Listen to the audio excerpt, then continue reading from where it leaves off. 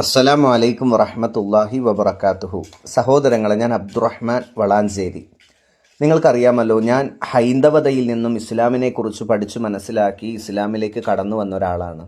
ഇസ്ലാമിനെ മറ്റു മതങ്ങളിൽ നിന്നും വ്യത്യസ്തമാക്കുന്ന കാര്യം, ഇസ്ലാമിൽ ഏതൊരു കർമ്മവും അള്ളാഹുവിൻ്റെ കൽപ്പന പ്രകാരം പ്രവാചകന്റെ ചര്യ അനുസരിച്ചുകൊണ്ടായിരിക്കണം നമ്മൾ ചെയ്യേണ്ടത്. എന്നാൽ ഇന്ന് ഈ സമസ്ത വിഭാഗം ഈ ജാറങ്ങളെ കൊണ്ട് ഈ സമൂഹത്തെ എവിടെ എത്തിച്ചു എന്നുള്ളത് നിങ്ങൾക്ക് ഈ വീഡിയോ കാണുമ്പോൾ മനസ്സിലാകും. നോക്കൂ, നിങ്ങൾ ഈ ജാറത്തിലേക്ക് വന്ന ചെങ്ങായി, അയാൾ മുസ്ലിമാണോ അമുസ്ലിമാണോ എന്ന് പോലും മനസ്സിലാകുന്നില്ല.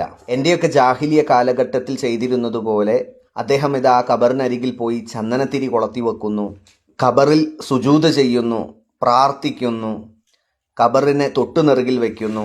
സഹോദരങ്ങളെ, എനിക്ക് സാധാരണക്കാരായ സമസ്ത ആദർശം പിൻപറ്റുന്ന ആളുകളോട് ചോദിക്കാനുള്ളത്, ഇങ്ങനെ ഒരു വിശ്വാസം അള്ളാഹുവോ അവൻ്റെ റസൂലോ പഠിപ്പിച്ചിട്ടുണ്ടോ? ഒരിക്കലുമില്ല സഹോദരങ്ങളെ.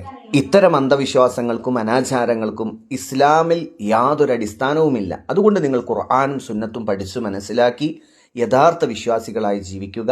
അസ്സലാമു അലൈക്കും വറഹ്മത്തുള്ളാഹി വബറകാതുഹു.